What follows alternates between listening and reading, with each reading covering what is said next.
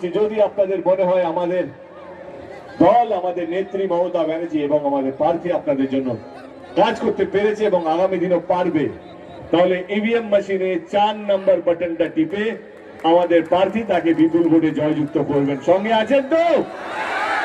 শনিবার বাঁকুড়ার কোতুলপুর বিধানসভার অন্তর্গত মির্জাপুর ফুটবল ময়দানে এক বর্ণাঢ্য নির্বাচনী জনসভা অনুষ্ঠিত হলো, যেখানে কোতুলপুর বিধানসভা তৃণমূল মনোনীত প্রার্থী হরকালী প্রতিহারের সমর্থনে প্রচারে উপস্থিত ছিলেন মেগাস্টার তথা সাংসদ দীপক অধিকারী ওরফে দেব।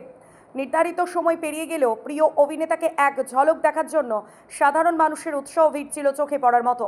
মঞ্চে উঠেই বিলম্বনের জন্য অত্যন্ত বিনম্রভাবে তৃণমূল সমর্থকদের কাছে করজোড়ে ক্ষমা চেয়ে নেন দেব, যা উপস্থিত জনতাকে আবেগপ্রবণ করে তোলে।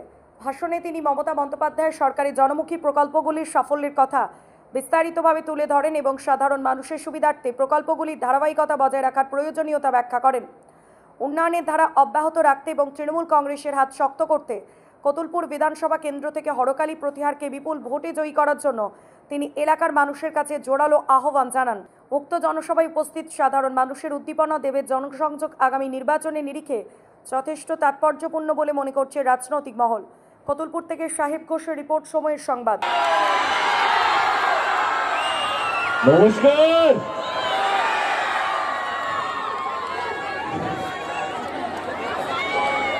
কেমন আছেন কোতুলপুরের মানুষ? ভালো? প্রথমে আমি আপনাদেরকে ক্ষমা চেয়ে নিচ্ছি, কারণ প্রচন্ড গরম, তার সত্ত্বেও আপনারা অনেকক্ষণ ধরে দাঁড়িয়ে আছেন।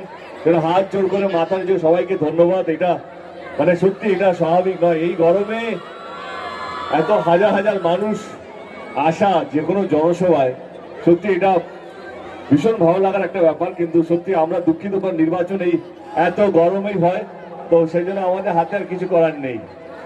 রইল কথা আমাদের নির্বাচন, 23 তারিখে নির্বাচন। আপনারা সঙ্গে আছেন তো? পাশে আছেন তো? 23 তারিখে নির্বাচন। আমি একটাই কথা বলতে চাই আপনাদের সকলকে, যে আমাদের নেত্রী গত 15 বছর ধরে, মমতা ব্যানার্জি সরকার আপনাদের আশীর্বাদ, আপনাদের দুয়াতে গত 15 বছর ধরে বাংলায় কাজ করছে। আমি একটাই কথা বলবো, যে আমাদের সরকার কোনোদিনও ধর্ম দেখে কাজ করেনি।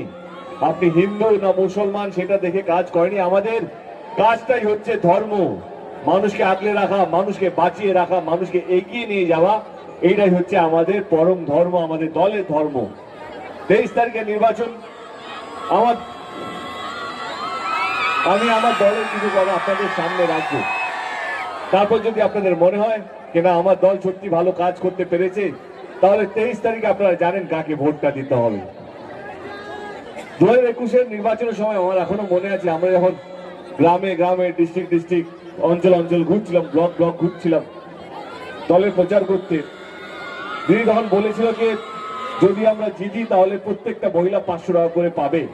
সেই প্রকল্প নাম দেওয়া হয়েছিল লক্ষ্মীর ভান্ডার। বিরোধীরা বলেছিল না, এই লক্ষ্মীর ভান্ডার কোনোদিনও সম্ভবই না।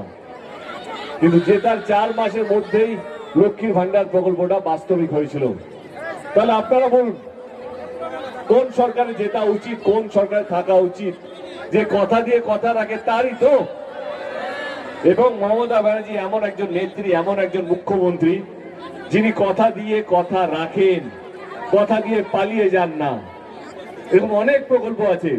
এই এত গরমে কথার কথা বলছি, ধরুন অনেক গরিব মানুষ আছে, তারা তাদের মেয়েকে একটা সময় স্কুলে পাঠাতো না, সেখানেও দিদি দাঁড়িয়ে গেলেন, কন্যাশ্রীর মতন প্রকল্প নিয়ে এলেন, যেখানে প্রত্যেকটা মেয়ে তার পড়াশোনার অধিকারটা যেন পায়।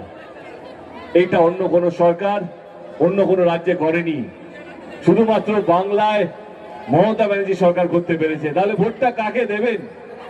যে আপনাদেরকে নিয়ে ভাবে তাকেই তো। এই এত গরমে ছাত্র ছাত্রীদের পায়ে হেঁটে করে স্কুলে যেতে হয়, তাদের পাশে আমাদের নেত্রী দাঁড়িয়ে গেলেন, সবুজ সাথী মতন প্রকল্প নিয়ে এলেন, যাতে পায়ে হেঁটে নয়, সাইকেলে করে তারা যেন স্কুলে যেতে পারে। এরকম প্রকল্প শুধুমাত্র বাংলায় আছে, অন্য কোনো রাজ্যে আমাদের দেশে নেই। এইটাও আমাদের মুখ্যমন্ত্রী মমতা ব্যানার্জি নিয়ে এসছে। তাহলে আপনারা বলুন, কোন সরকারে জেতা উচিত? মমতা ব্যানার্জি সেখানে থামেনি।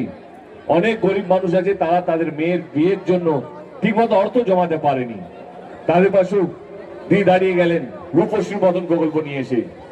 বিয়ের সময় 25,000 টাকা করে দেওয়া হয়, যাতে যতটুকু ভালোভাবে বিয়েটা করানো যেতে পারে। এই প্রকল্প অন্য কোনো রাজ্যে অন্য কোনো সরকার করতে পারেনি, শুধুমাত্র বাংলায় আমাদের নেত্রী আমাদের মুখ্যমন্ত্রী করতে পেরেছে। অনেক গরিব মানুষ যারা সরকারি হসপিটাল যদি শরীর খারাপ হয় তারা যায়, তারা চাইলে প্রাইভেট হসপিটালে যেতে পারে না, কারণ তাদের কাছে সেই টাকাটা নেই, সেই অর্থটা নেই। সেইখানেও আমাদের নেত্রী মমতা ব্যানার্জি দাঁড়িয়ে গেল, স্বাস্থ্য সাথী প্রকল্প নিয়ে এলো। মানুষকে বাঁচিয়ে রাখবে কে, মানুষকে আগলে রাখবে কে, মানুষকে এগিয়ে নিয়ে যাবে, এই নির্বাচনটা হচ্ছে সেই নির্বাচন। আপনারা আমার থেকে অনেক বেশি রাজনীতি বোঝেন, আপনাদেরকে রাজনীতি বোঝানোর ক্ষমতা আমার নেই।